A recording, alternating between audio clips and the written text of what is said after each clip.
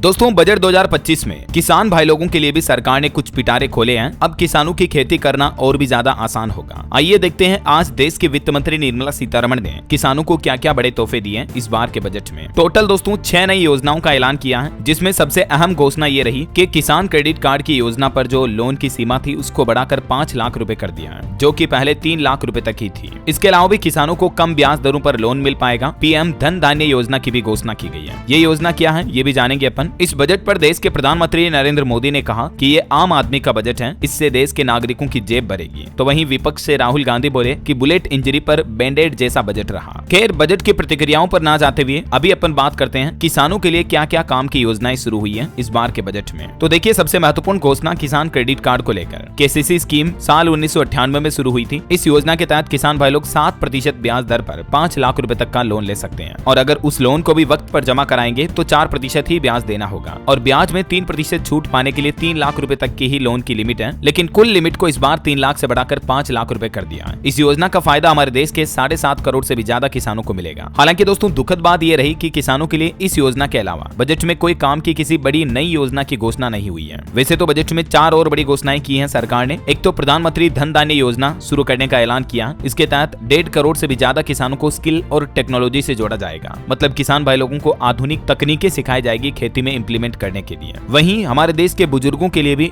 ब्याज पर मिलने वाली टैक्स छूट की लिमिट को 50,000 से बढ़ाकर 1 लाख रुपए कर दिया है। रेंट पर टीडीएस छूट की सालाना लिमिट 2.5 लाख से बढ़ाकर 6 लाख रुपए की जाएगी, और up to date income tax file करने यानी उनमें सुधार करने की सीमा को भी 2 साल से बढ़ाकर 4 साल कर दिया है। तो ये घोषणाएं तो सभी आम नागरिकों के लिए हो गई। चलिए दोस्तों अब किसानों के लिए की हुई कुछ घोषणाओं की विस्तृत जानकारी देखते हैं। जो प्रधानमंत्री धन धान्य योजना शुरू की गई है, कृषि को बढ़ावा देने के लिए जो सरकार ने इस योजना को लॉन्च किया है। इस योजना का मुख्य उद्देश्य है उन 100 कृषि जिलों को विकसित करना जहां अभी कम फसलें उगाई जाती हैं या किसान भाई लोग कम ऋण लेते हैं। तो इसके तहत किसानों को अधिक कर्ज लेने में मदद मिलेगी और किसान भाई लोग ज्यादा बल्क में खेती कर पाएंगे। दूसरा, दालों के उत्पादन को बढ़ावा देने के लिए भी सरकार ने 6 साल का एक नया मिशन लॉन्च किया है। इस मिशन के तहत खास तौर पर अरहर, उड़द और मसूर जैसी दालों की खेती पर जोर दिया जाएगा। इस योजना के तहत सरकारी संस्थाएं जैसे कि नेफेड और एनसीसीएफ किसानों से अगले 4 साल तक दालों की खरीद करेगी, और किसानों को दाल उत्पादन के लिए अतिरिक्त समर्थन भी मिलेगा। इसके अलावा बिहार राज्य में मखाना बोर्ड की स्थापना की घोषणा की है। बिहार के मखाना किसानों के लिए मखाना बोर्ड बनाया जाएगा, और इससे किसानों को एफपीओ के जरिए संगठित किया जाएगा, जिससे कि उन्हें डायरेक्ट सरकारी योजनाओं का मतलब सीधा लाभ मिल पाएगा। मखाने के प्रोसेसिंग और मार्केटिंग में सुधार होगा, और मखाना बोर्ड बनने से सभी योजनाएं एक साथ भी जुड़ सकेगी। अगली घोषणा रही है किसान क्रेडिट कार्ड केसीसी की लिमिट सीमा को बढ़ा दिया। मैंने आपको बताया 3 लाख से बढ़ाकर 5 लाख कर दिया है, और इसका फायदा किसानों, मछुआरों और डेयरी किसानों को भी मिलेगा। 75 साल तक की उम्र के किसान ये कार्ड बनवा सकते हैं। केसीसी कार्ड की वैलिडिटी 5 साल की होगी, और ये अमाउंट एटीएम, स्मार्ट कार्ड और मोबाइल बैंकिंग के जरिए भी किसान भाई लोग निकाल पाएंगे। जून 2023 तक के डेटा के मुताबिक अभी हमारे देश भर में 7.5 करोड़ किसानों के पास केसीसी कार्ड है। अगली घोषणा रही दोस्तों नए बीज और किसानों के लिए रिसर्च पर जोर दिया जाएगा। कृषि में नई टेक्नोलॉजी को बढ़ावा देने के लिए रिसर्च पारिस्थितिकी तंत्र मिशन शुरू किया जाएगा। यह मिशन अधिक उपज देने वाले, कीट प्रतिरोधी और जलवायु सहिष्णु बीजों को विकसित करने पर केंद्रित होगा। 100 से भी ज्यादा नई बीज किस्मों को 2024 में व्यावसायिक रूप से जारी किया जाएगा। वहीं कपास उत्पादन के लिए स्पेशल 5 साल की योजना शुरू करने का फैसला किया। सरकार ने एक विशेष मिशन लॉन्च किया